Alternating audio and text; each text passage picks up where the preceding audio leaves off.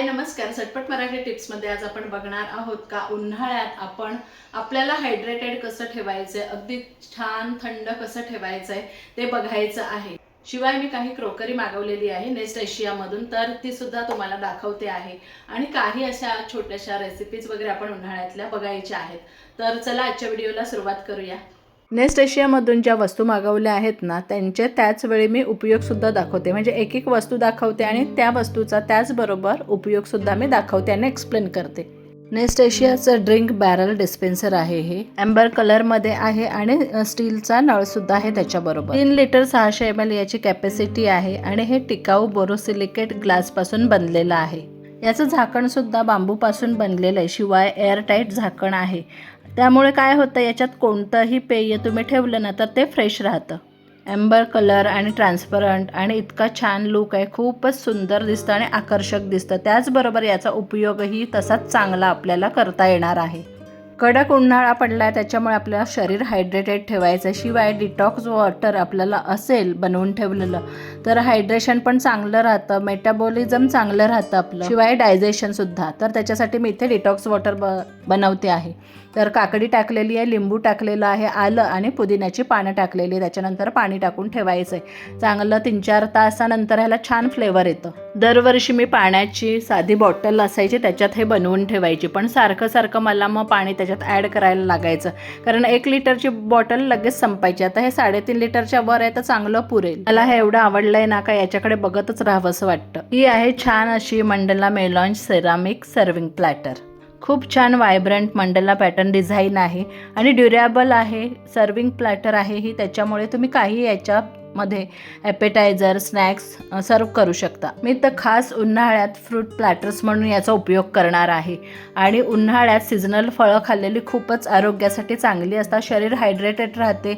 शिवाय ना पोटाला छान असा थंडावा मिळतो आपल्या. अगदी मुलांना पण नेहमी फ्रूट्स सीझनल दिली पाहिजे उन्हाळ्यात.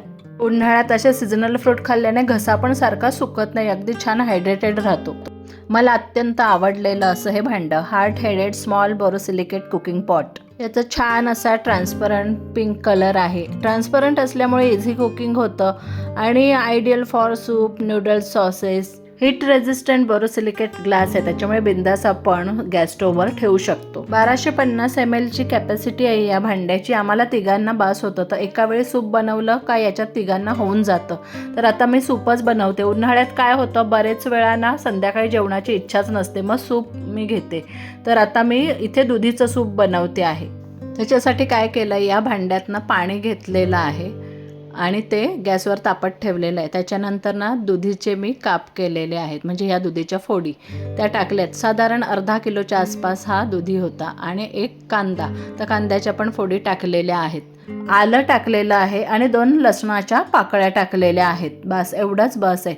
1 ग्लास पाणी टाकायचं आहे आणि त्याच्यानंतर झाकण लावून घ्यायचं आहे. 10 ते 15 मिनटात छान हे उकडून निघतं सगळं. प्रेशर कुकरमध्ये जर आपण हे लावलं ना तर त्याच्यातली पोषणमूल्य निघून जातात किंवा कमी होतात. त्याच्यामुळे ह्या अशा भांड्यात जर आपण बॉईल केलं ना तर छान पोषणमूल्य तशीच राहतात आणि शरीराला आपल्या फायदे मिळतात यापासून. 10 मिनटं होऊन गेलेली आहेत, छान उकळायला लागलेलं आहे. अगदी मंद गॅसवर हे भांडं ठेवलं ना का छान अगदी पटकन शिजून होतो पदार्थ. पहा लगेच उकडून गेलेलं आहे. अगदी 10 ते 12 मिनटंच लागलेली आहेत. आता मी तसंच बंद थोडा वेळ ठेवलं आणि नंतर ते बाहेर काढून मिक्सरमधून सगळं काढलं. मिक्सरमधून काढल्यावर परत या भांड्यात टाकलेलं आहे मी. गॅसची फ्लेम लो ठेवलेली आहे. त्याच्यात थोडा लिंबू रस आणि थोडंसं बटर टाकलेलं आहे. चवीनुसार मीठ टाकायचं आहे थोडंसं आणि त्याच्यानंतर ना किंचित 1 उकळी येऊ द्यायची आहे.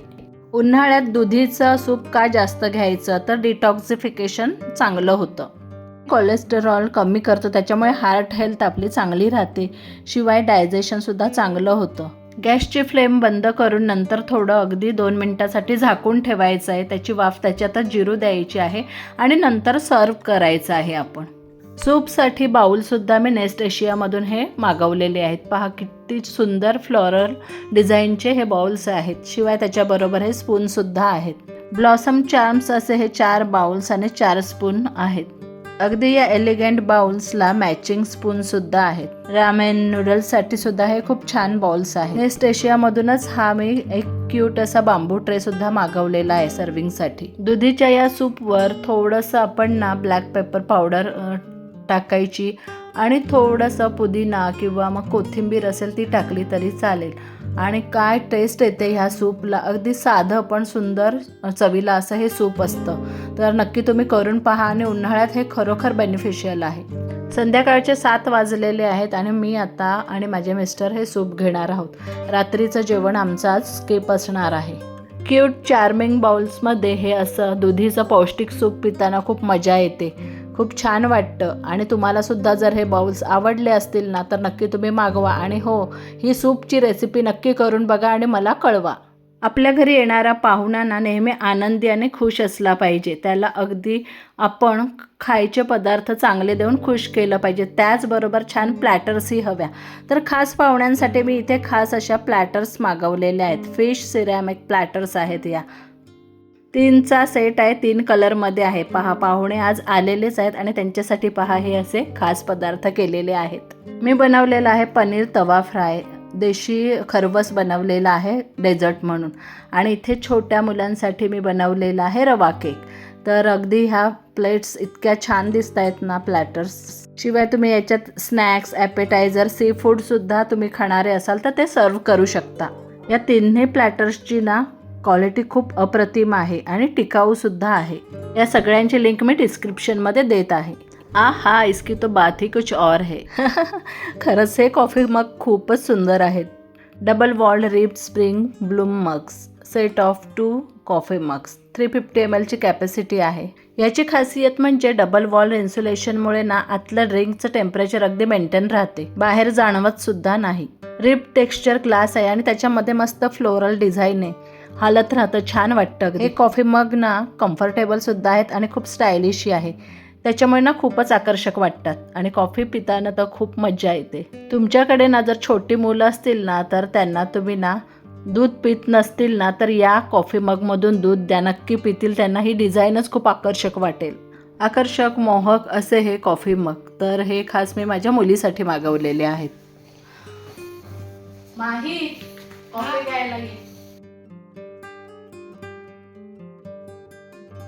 चला, आम्ही दोघींनी तर याच्यातून कोल्ड कॉफी एन्जॉय केली. तुम्हाला कसे वाटले हे मग्स नक्की मला कमेंट करून सांगा. आणि आवडले असतील तर तुम्हीसुद्धा नक्की मागवू शकता. याचीसुद्धा मी लिंक देत आहे डिस्क्रिप्शनमध्ये. किचनमध्ये सगळ्यात महत्त्वाच्या वस्तू म्हणजे ग्लास जार्स किंवा जार्स असतात.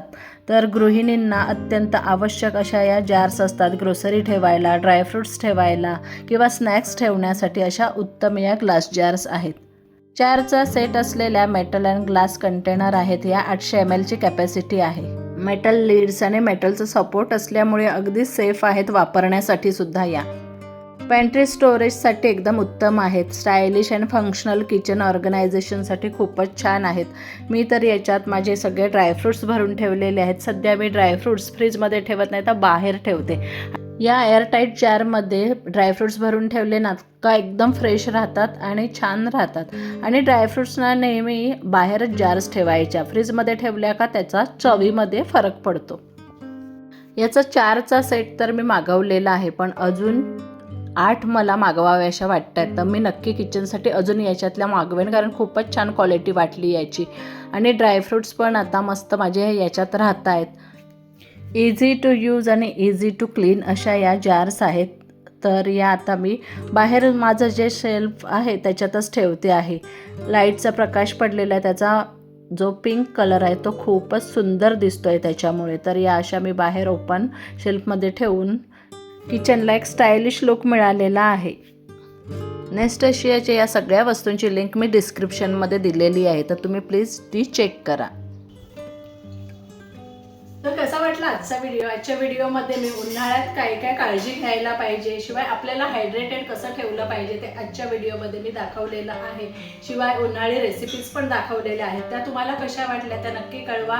व्हिडिओ आवडला तर लाईक, शेअर, कमेंट करा आणि चॅनल नक्की सबस्क्राईब करा.